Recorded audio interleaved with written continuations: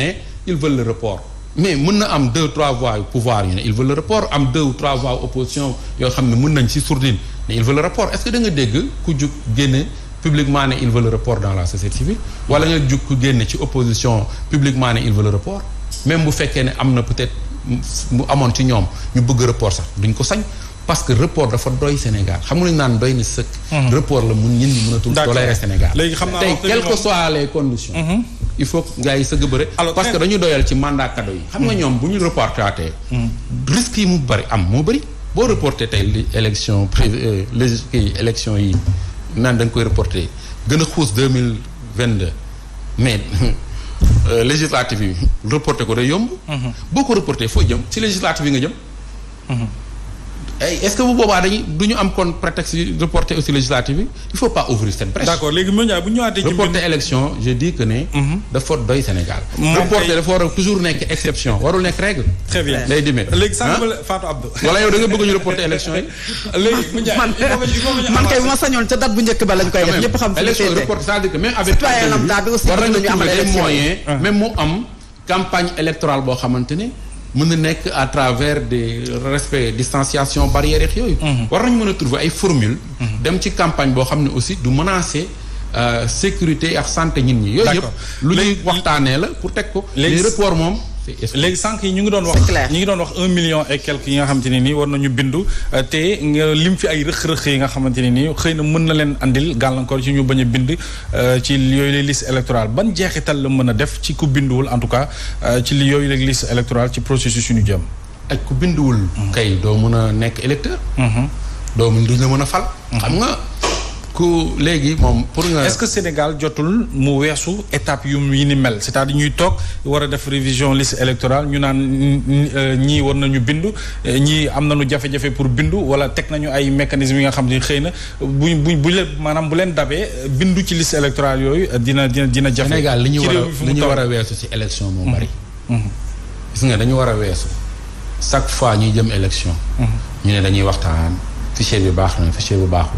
dañuy évaluer regarde temps bi ñu perdre yëpp ci ne dañuy def audit du fichier. qu'est-ce que lan la jur.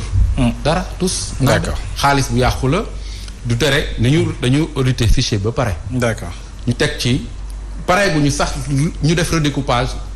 redécoupage mooy laalaat fichier bi complètement. xanaa dañ koy auditer waat kon chaque semaine. d'accord donc pour moi dañu war a weesu. audit fichier évaluation processus.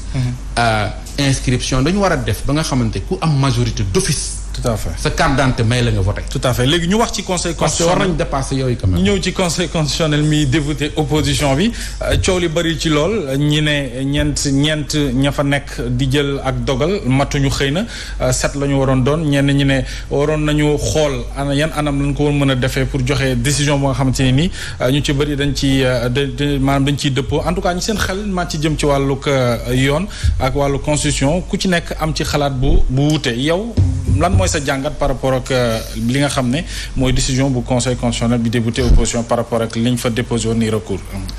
dama jàpp ne conseil constitutionnel. d'abord bu respecté woon Sénégalais yi. moo waroon njëkk bi ñu ko saisiré mu ne mënuma statuer ndax yoon mayu moo statuer. loolu moo doon premier acte fort bu conseil constitutionnel waroon posé. parce que confusion bi am ci. war nañu statuer waruñu délibérer ci affaire empêchement la ñuy teg. conseil constitutionnel loi organique bu 92 boo demee ci article 23 bi ak article 5 bi moo réglé problème yooyu. parce que avant 2016 5 la ñu woon bi ñu nekkee 7. lañ ko def lañ modifié loi organique boobu. mais boo demee ci article 23 bi dafa wax ne. le conseil constitutionnel ne peut se réunir ne peut délibérer qu'en présence de ses membres. Ne peut délibérer qu'en présence de ses membres article 23. Sauf en cas d'empêchement temporaire. waaye nga dem article 5. mu ne la cet empêchement temporaire ne peut excéder 60 jours. donc bu loolu amee. le membre concerné. l'intéressé est remplacé et démis de ses fonctions. alors fii lan moo am fii amul sax empêchement temporaire benn. parce que empêchement temporaire moo koo xam ne membre la ba léegi. mais peut-être voyagé na. wala feebar na. ci 2 mois yi ñu xool. mais fii amul empêchement temporaire ñooñu dañu nekkatul membre. kenn may ndaw si décédé. ma Boussa Diaw Fall. kooku mu nekkatul membre. kooku du empêchement temporaire empêchement définitif la. donc même booy jël sax jël ko les choses à la lettre.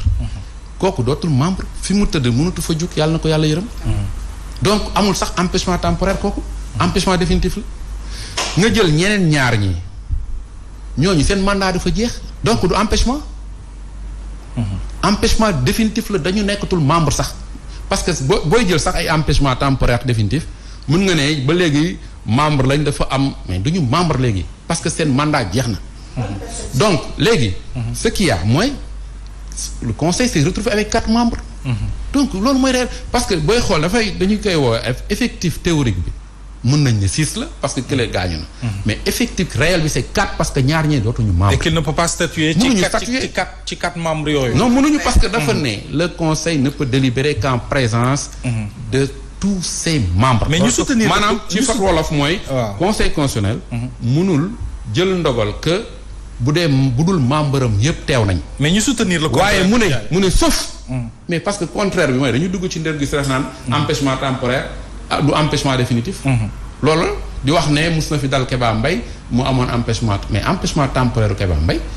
mais membre la ba léegi parce que weesul 1 mois. te temporaire la parce que mu ngi dund benn ba pare il est encore membre. mais boo jëlee ñett ñii kenn ki yàlla da ko fi jëlee. donc mënul wax empêchement temporaire. empêchement définitif la.